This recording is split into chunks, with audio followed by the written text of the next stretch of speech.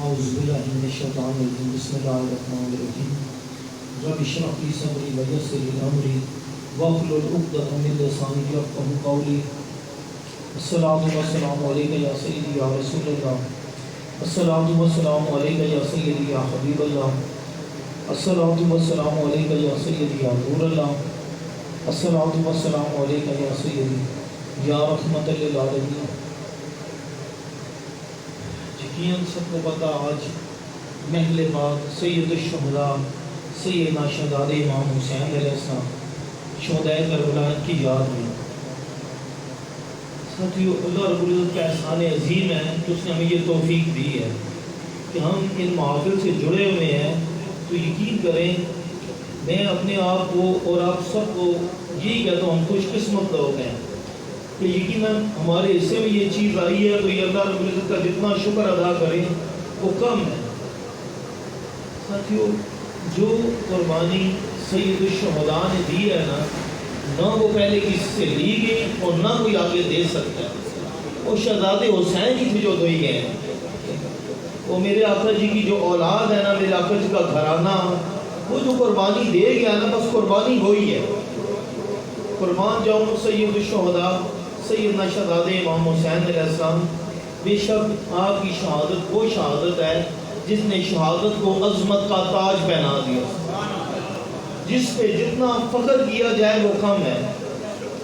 ہم بچپن میں جب سنتے تھے نا کہ دین ہوتا ہے دین زندہ ہوتا ہے کربلا کے بعد، بڑی عجیب سی لگتی تھی کہ ہمیں اتنا وہ علم نہیں تھا۔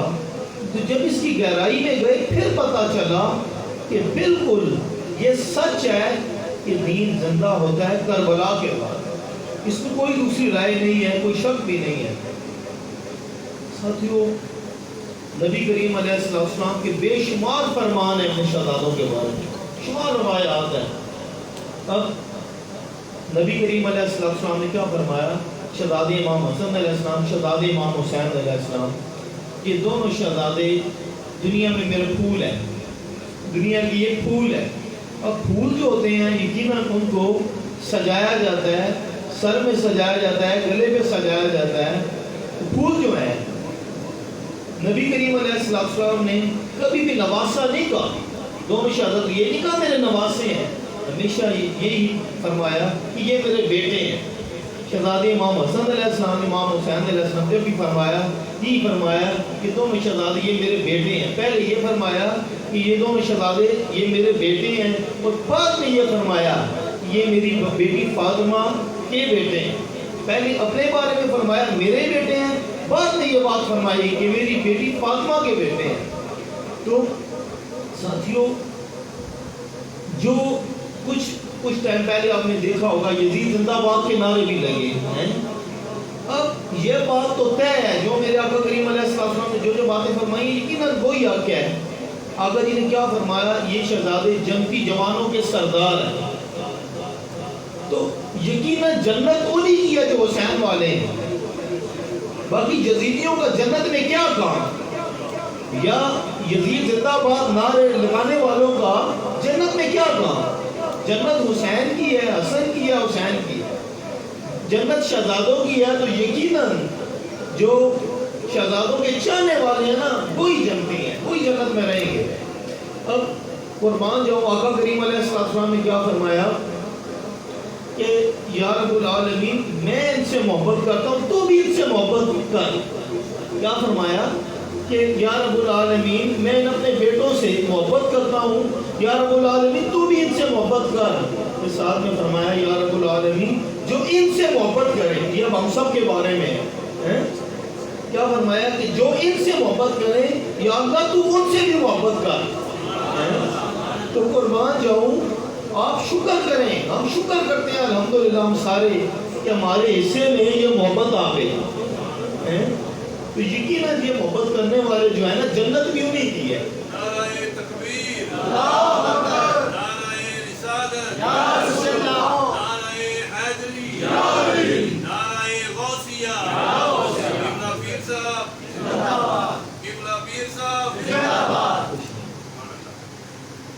ام الفضل یہ نبی کریم علیہ السلام کی چچی جان ہے، سیدنا عباس رضی اللہ تعالیٰ عنہ کی زوجہ محترمہ آپ گئی نا، جب حضرت سلمہ رضی اللہ تعالیٰ عنہ گئی سیدہ ام سلمہ رضی اللہ تعالیٰ جو میرے آقا جی کی زوجہ ہیں، جب گئی تو آپ رو رہی تھی، آپ کی آنکھوں میں آنسو تھے، اور سلمہ رضی اللہ تعالیٰ عنہ نے پوچھا کہ بھئی ماں جی آپ کو کس چیز نے رلا دیا؟ آپ فرماتی ہیں کہ میں نے ابھی خواب میں دیکھا کہ نبی کریم علیہ السلام کو دیکھا کہ آپ کے بال مبارک پہ بھی گرد ہے اور داڑھی مبارک پہ بھی گرد ہے، تو نبی کریم، میں نے پوچھا کہ یا رسول اللہ صلی اللہ علیہ وسلم یہ کیا ماجرا ہے؟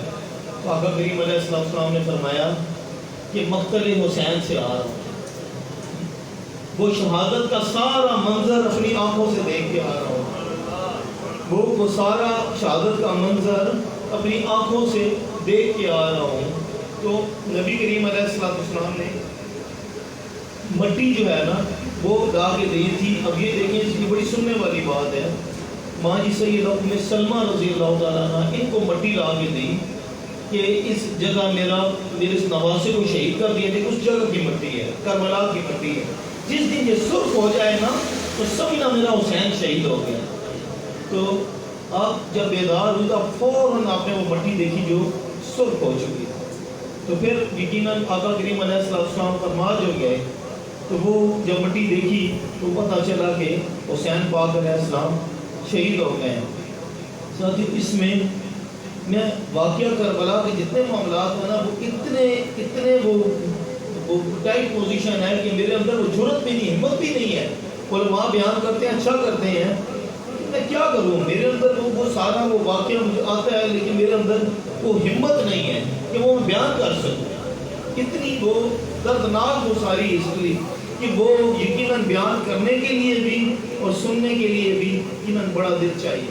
وہ جو میں کمزور آدمی ہوں وہ نہیں ہے میرے اندر وہ سارے معاملات وہ برداشت کے لیے، اسی لیے یہ چند چیزیں بیان کرتا ہوں، پورا نہیں بیان کرتا، ہمت نہیں ہے۔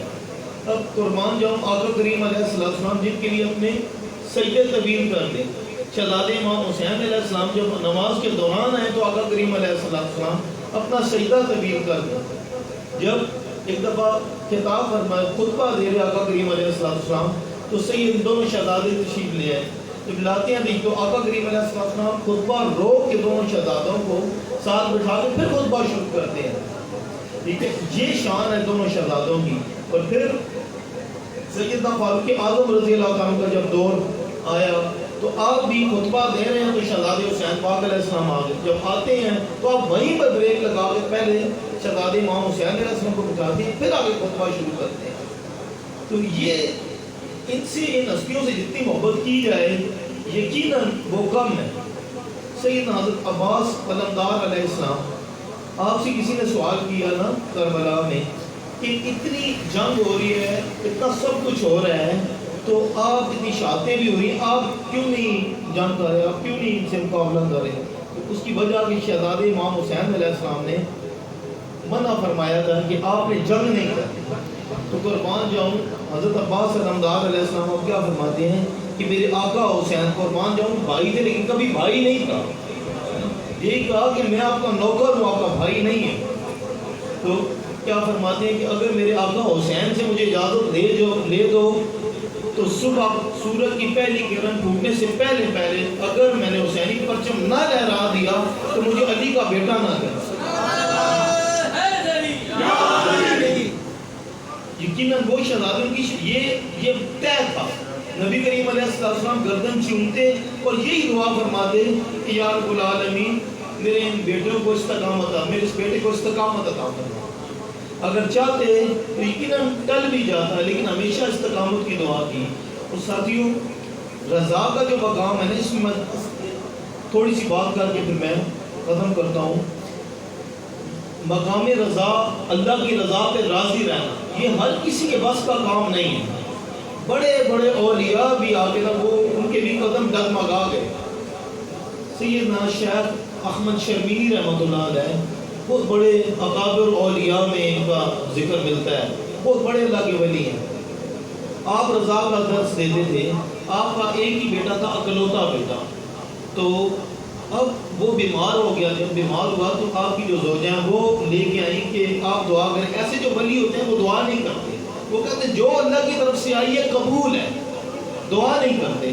تو اب پھر وہ انہوں نے کہا کہ کوئی اللہ خیر کر کے اس طرح سمجھا کے بھیج دیا.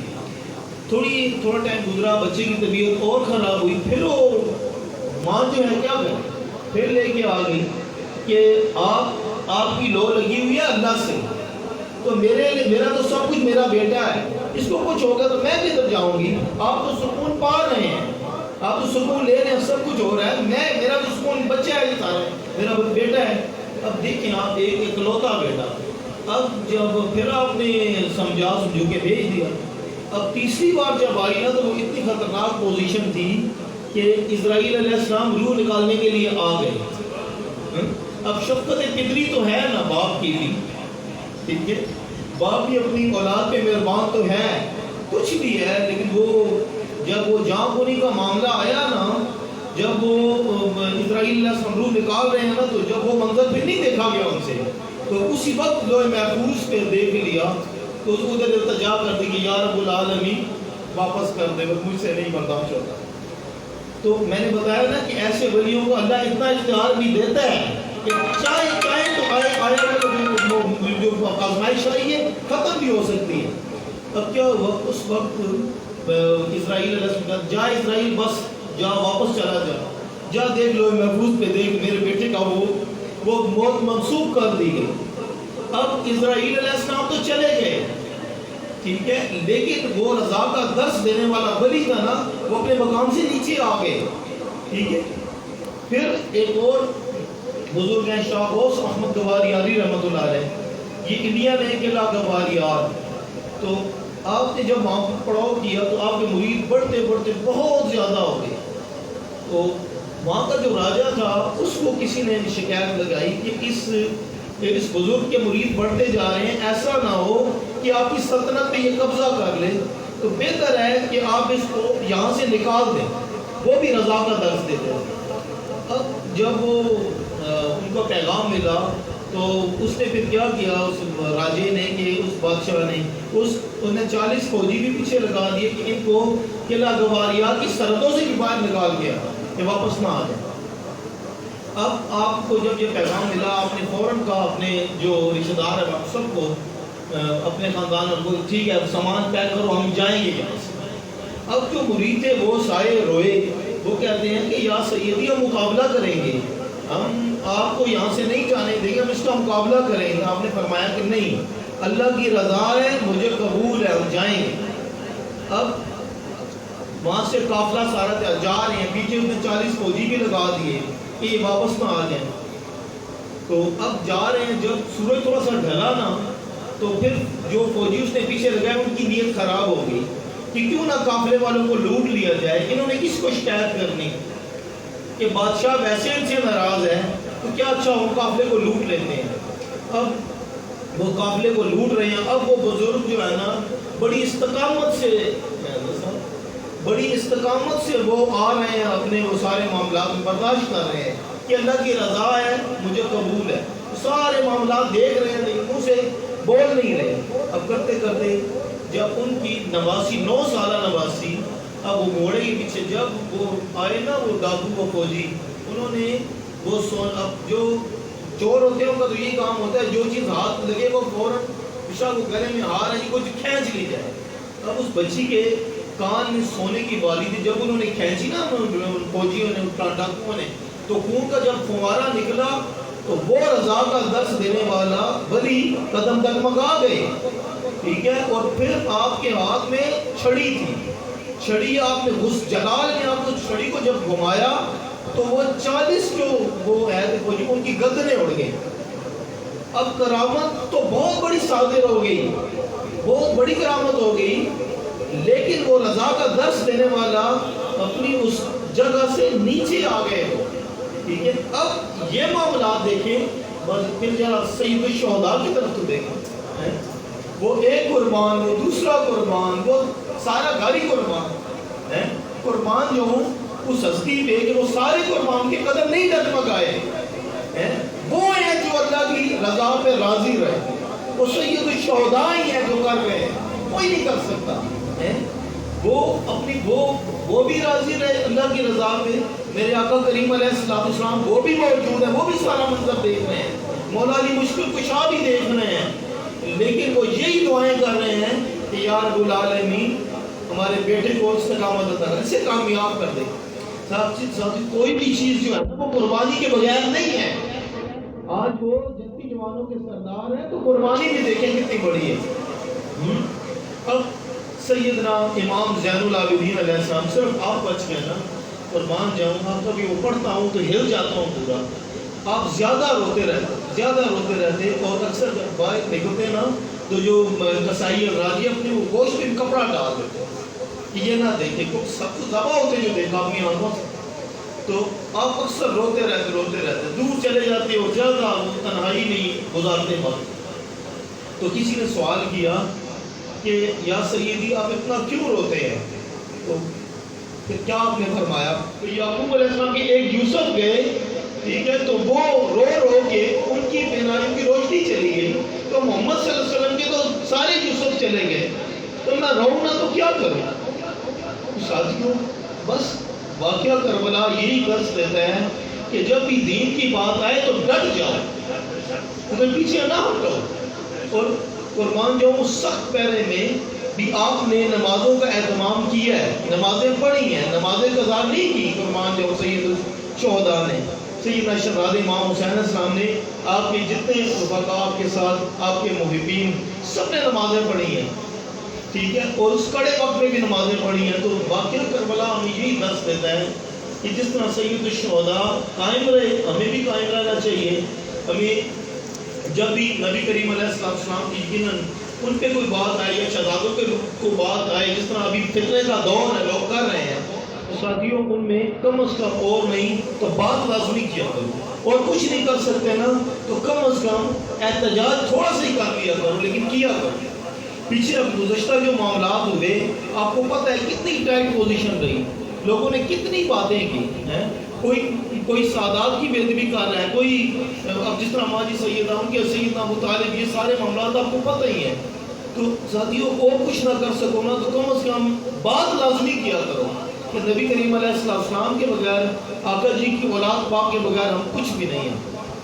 اللہ رب العزت کہاں یہ التجا ہے، اللہ پاک ہم سب کو جو کہا سنا اس پہ عمل کی توفیق دے، اور اہل بیت سے، آقا جی کے گھرانے سے سچی اور پکی محبت عطا کرے، اور جہاں کہیں سعادات ملیں کوشش کیا کریں کہ ان کو نہ دیکھیں، نبی کریم علیہ السلام کی طرف پیچھے دیں۔ کوئی بھی سیدزادہ آئے تو کوشش کریں کہ اس کا عزت کیا جائے، اسے محبت سے پیش آیا جائے، یقیناً وہ خوش ہوگا تو میرے آقا جی بھی خوش ہوتے ہیں، ٹھیک ہے۔ تو یہی پیغام ہے کہ محفل کا، اور آگے میں انشاءاللہ اگلی جو اتوار ہے اس کو میں آپ تشریف لائیے گا، میں نبی کریم علیہ السلام کے والدین کریم ہیں ان کے سلسلے بھی میں ادھر پروگرام کروں گا، انشاءاللہ محفل کروں گا۔ قربان جاؤں پیر و مرشد قبلہ سید انور شاہ گیلانی قادری رضاقی بغدادی ہموی منزل اولادی پر آپ نے ہمیں جو ایک درس دے دیا ہے نا، ہم کوشش کریں گے کہ اس پہ قائم رہیں اور یہ آگے یہ پیغام لوگوں تک پہنچاتے رہیں۔ تو ہر 14 اگست کو یقیناً ہمارا پروگرام ہوتا ہے نتھیا گلی میں۔ ابھی مرشد صاحب کی طبیعت بہت زیادہ ٹھیک نہیں ہے، آپ بیمار ہیں، اور ڈاکٹر جو ہے ڈاکٹر نے بھی ریسٹ کا مشورہ دیا، تقریباً ہے ٹھیک ہے، لیکن ہم نے یہ کہا کہ نہیں آپ ابھی ریسٹ کریں، کہ بہت زیادہ، لیکن وہ پیر صاحب تو آپ کو پتہ ہی ہے جو ان کی پوزیشن ہے، تو بڑی مشکل ہو جاتی ہے ان کو کہنے میں کہ سرکار آپ ریسٹ کریں، پروگرام ہو رہے ہیں، تو اللہ انہیں شفا دے، انہیں صحت دے۔ تو یقیناً ہر لمحہ اس کو اپنے دل سے یہی دعا نکلتی ہے کہ اللہ رب العزت ہمارے مرشد کا سایہ ہمارے سروں میں سلامت رکھے۔ یقیناً وہ کمال ہستی ہیں، ان جیسا کوئی نہیں، تو اللہ رب العزت ہم سب کو سمجھ عطا کرے۔